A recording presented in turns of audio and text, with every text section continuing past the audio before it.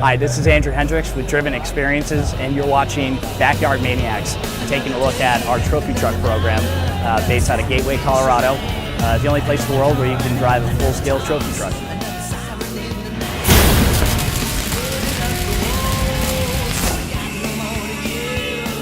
Hi, we're here at the NAB show, and I want to show you one of our trophy trucks program that we have with GoPro. We are Driven Experiences based out of Gateway, Colorado. Only place in the world where we offer full-scale trophy trucks to the general public to come out and drive, where we teach them a full day of school education about the vehicle dynamics, and then we let you go out and play and experience what we get to have fun in every day, going pro and what we do best.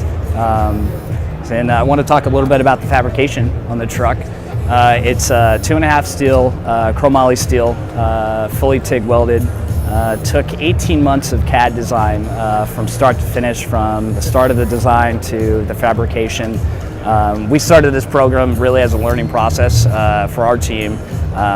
We wanted to build something that was lighter than most of the trophy trucks. We've got a 430 horsepower platform underneath the hood. Most trophy trucks are running about 800 horsepower, but it really doesn't affect us since we're a little bit lighter. We actually tend to do better in our races. Part of our program is once you get hooked through our school, we provide an arrive and drive service, much like you can find in most of the motorsports, where we take you out, we let you have fun with you and a co-driver if you want to bring them, and run some really epic races. And race with the GoPro banner. So I have the $1 million, I'm ready to go. What do I need to do? First you need to buy a CAD system and figure out how to mold in SolidWorks your components. You really have to fabricate and build within CAD to see what's going to be your hot spots, your breaking points within the design. Next, it's laser cutting all the chromoly steel, that's a pretty involved process in itself. Do I need to hire a builder? I mean, who do I need? You need to hire a builder. I hired a fabricator out of Reno who helped me acquire all my parts, all my laser cutting, and then it's really coming to custom fabricating upper and lower control arm towards the back of the truck. Obviously you have to make venting for the trans, so we pull air through there to be able to duct to the trans cooler. It's the only way we keep that transmission going. It gets super hot as you're ballistically trying to hit all the components going. If you actually stick down here, you have the lower drag links, which all custom fabricated in itself again, really thought through, because those lower arms, those are the ones that are articulating and dropping, which are also taking the most amount of impact with rocks, debris, anything that's on the ground. Those things are hitting it first and casing it. So you really have to protect those. After each race, we'll actually make a gusset plate and re-weld on top of that for wear and tear until those decide to start to bend, and then we replace those. So it's a constant I want to say a medicating process to the truck. You have to keep on top of it, keep improving it, and then when stuff is breaking, you gotta build it again and replace it. So that's the main thing. When you're building a $1 million vehicle, it's not just the $1 million going into the vehicle, it's having the parts afterwards to be able to keep it running, because you do blow through all these parts. Now we do have 4.5 shocks in the rear. Obviously those are unloading, taking a lot of abuse. Custom sway bar links, and obviously you've got your radiators in the back with your tunnel tubes. You really have to design a fuel cell safety system. That's paramount, because that's what keeps you going. That's the heart is having fuel. You run out of that, you're a no-go in the race. So really that comes down to a good design, as well as having functional radiators. And depending on where you put them, you could catch a rock and then you're down on coolant and burning up the motor. So you really have to figure out where you're going to place your fans, and how you're running an electrical wire system through there. It's a thought out process as well.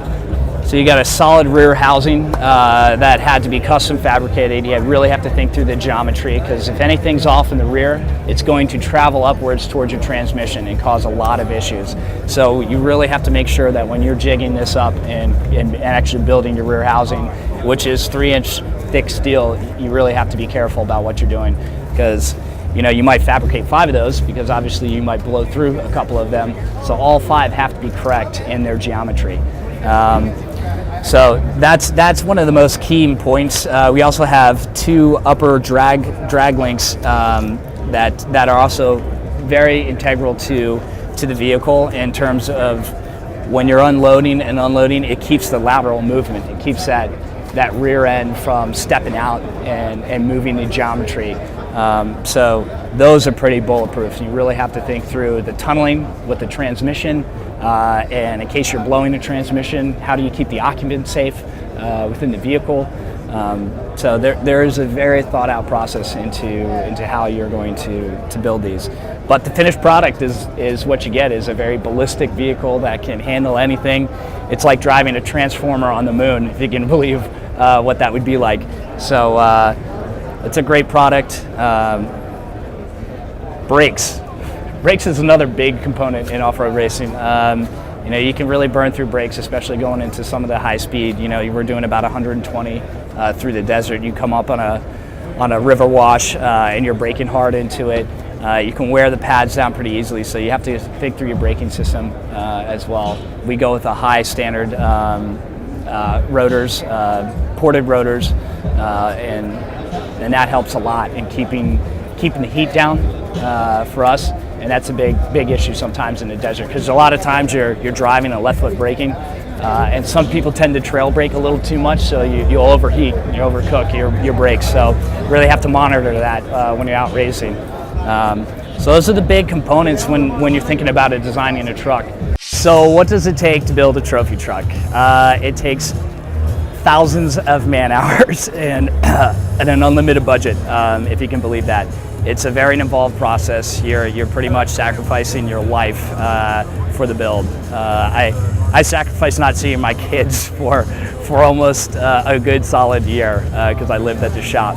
But the benefits all pay off when you start to see the engineering come together. You start to see your product starting to deliver what you're asking of it. One of the challenges that we faced was the driveline and transmission, because we have such a big swing in articulation of 3.5 feet of travel. It is hard to wrap your mind around what we're actually hitting and how those suspension components are working, and how that works with the drive shaft and that swing, because that is there's lots of components that can pin up. So you really have to think through all the hot spots that could be the bust on your program. So the $1 million project, we built 5 of these trophy trucks, so it was right around $1 million, about $250,000 each. You really have to have the dedication and the engineering. And I was lucky enough to compile a team where we were really guys from road racing, guys from off-road racing. It was a conglomeration for us to come together and produce this product that we have here today. But it was an epic journey for sure. Struggles, things, failure. We go out testing, blow engines, blow suspension components. You're going back, you're having to go and redo it. But it all pays off in the end.